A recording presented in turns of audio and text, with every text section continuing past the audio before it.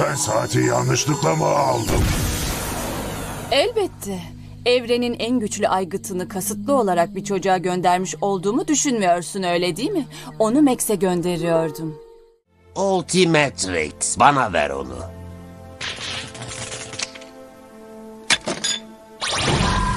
Ama Azmut, onu hak ettiğimi kanıtlamıştım. Ben 10 serisinde Azmut Omnitrix'i neden kendi için kullanmadı? Sonuçta Azmut bu seride gördüğümüz en yaşlı ve deneyimli karakterlerden biriydi. Geçmişte yaptığı hatalardan dolayı Omnitrix gibi çok yönlü bir cihaz geliştirmiş ve bu cihazı evrende barışı sağlamak için yapmıştı. Her yeni seride cihazını geliştirmiş ve bu cihaz hakkında tam kontrole ve bilgiye sahipti. Geçmişte Max'in galakside yer alan çok başarılı bir tesisatçı olmasından dolayı Omnitrix'i ona göndermişti. Ancak bu cidden saçma değil miydi? Sonuçta evrenin en güçlü cihazını sıradan bir canlıya göndermek ne kadar mantıklı olabilir ki? Ayrıca diyelim ki Max veya ben zamanla yozlaşmış ve kötü biri olmuş olsun. O zaman evrenin kaderi yine tehlikeye girmez miydi? Sonuçta seri içinde eskiden Max'in ortağı olan pek çok tesisatçının zamanla yozlaştığını ve kötü olduklarını görmüştük.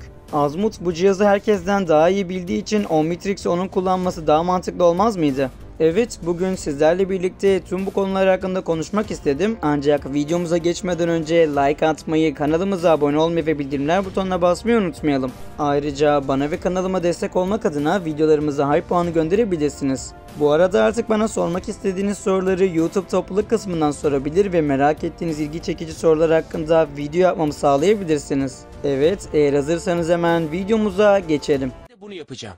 Sana izin vermeyeceğim. Beni nasıl durduracaksın? Omnitrix'i senden alacağım. Hadi bir dene bakalım. Pekala. Bu budalalıkta ısrar edersin ki Omnitrix'i tam güçle kullanman en iyisi olur. Kılıcı saklayacağıma ve kendimi barışa adayacağıma yemin ettim. Ve yıldızlar arası barışı ve birliği sağlamak için Omnitrix'i geliştirdin. Daha önce yaptıklarımın bir özrü olarak. Ben de onu silaha çevirdim. Böyle olması komik. Azmut'un Omnitrix'i kendi yerine Max veya ben gibi sıradan insanlara teslim etmesi yüzeysel olarak baktığımızda garip ya da riskli görünebilir. Ancak Azmut'un karakteri, felsefesi ve Omnitrix'i yaratma amacı bu kararın ardındaki mantığı açıklıyor. Azmut'un neden Omnitrix'i kendisi için kullanmadığını ve neden bu kadar güçlü bir cihazı sıradan bir insana emanet ettiğini gelin biraz konuşalım. Azmut, Galvan ırkının en zeki üyesi olarak gösterilmişti. Yaşı, bilgeliği ve deneyimi onu evrenin sorunlarına bambaşka bir perspektiften bakmasını sağlıyordu. Ancak Azmut sadece bir bilim insanı değil, aynı zamanda etik bir vizyonerdi. Omnitrix'i yaratma nedenlerinden biri geçmişte yaptığı hatalardan ders çıkarmasıydı. Azmut bir zamanlar Askalon gibi inanılmaz güçlü bir cihaz yapmış ve bu silahın neden olduğu yıkımdan derin bir pişmanlık duymuştu. Bu pişmanlık onu barışa hizmet edecek bir cihaz yaratmaya yönlendirmişti. Azmut'un Omnitrix'i kendisi için kullanmamasının ana nedeni onun bir savaşçı ya da lider değil bir bilim insanı olmasıydı. Azmut bilimin ve bilginin evrendeki sorunları çözebileceğine inanıyordu. Omnitrix gibi bir cihazı kullanarak evrene hükmetmek ya da barışı zorla sağlamak onun felsefesine ters düşüyordu. Ayrıca kendisinin bu gücü kullanmasının cihazın yaratılış amacını baltalayacağını düşünüyordu. Omnitrix'in temel amacı savaşları durdurmak ve türler arasındaki anlayışı artırmak için bir köprü olmaktı. Cihaz farklı türlerin genetik kodlarına erişim sağlayarak hem bireyin hem de türlerin potansiyelini anlamayı mümkün kılıyordu. Azmut bu kadar güçlü bir cihazın sorumluluğunun onun yapılış amacını anlayan ve bu amacı gerçekleştirmek için çaba gösterecek birine verilmesi gerektiğine inanıyordu. Bu noktada Omnitrix'i kendi üzerinde kullanmak Azmut'un gözünde gücün kişisel çıkar için kullanılması anlamına gelebilir. Azmut, Omnitrix'i sadece barışı sağlamak ve evrenin zengin biyolojik çeşitliliğini korumak için bir araç olarak görüyordu. Bir silah ya da kişisel bir güç kaynağı olarak değil. Max Tennyson galaktik tesisatçılar arasında efsanevi bir figürdü. Azmut, Max'in geçmiş başarılarını ve evreni korumak konusundaki kararlılığını göz önünde bulundurarak ona güvenmişti. Max'in dürüstlüğü ve liderlik yetenekleri Omnitrix gibi bir cihazı doğru bir şekilde kullanacak biri olduğunu kanıtlıyordu. Omnitrix'in Ben'e ulaşması bir tesadüf gibi görünse de Azmut Ben'in genç yaşta taşıdığı potansiyelin farkındaydı. Ben henüz çocukken bile Omnitrix'in gücünü doğru amaçlarla kullanmayı öğrenmişti. Ayrıca Omnitrix'in bir barış aracı olması fikri bir çocuğun masumiyetine ve gelişimine daha uygun görünüyordu. Seri içinde insanlar evrenin birçok tür arasında fiziksel olarak zayıf görünebilir. Ancak Azmut insanlığın empati kurma, merhamet gösterme ve yaratıcı düşünme gibi eşsiz özelliklerini anlamıştı. Omnitrix'in insan bir kullanıcıya verilmesi bu özellikleri güçle birleştirme potansiyeli taşıyordu.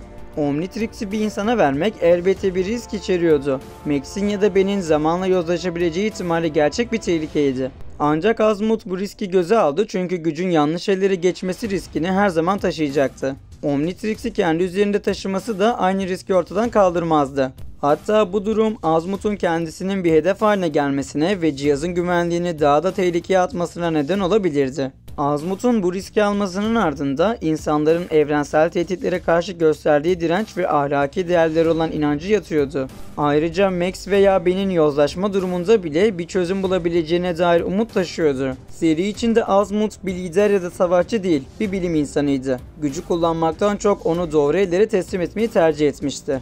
Omnitrix kişisel bir güç kaynağı değil, evrensel bir barış aracı olarak tasarlanmıştı. Azmut gücün yozlaştırıcı etkisini anlayan biriydi ve kendi hatalarından ders çıkararak bu tür bir gücü başka birine devretmeyi daha mantıklı bulmuştu. Azmut'un Omnitrix'i kendisi için kullanmaması ve Max ile Ben gibi insanlara emanet etmesi onun felsefesi ve karakteriyle tamamen uyumludur.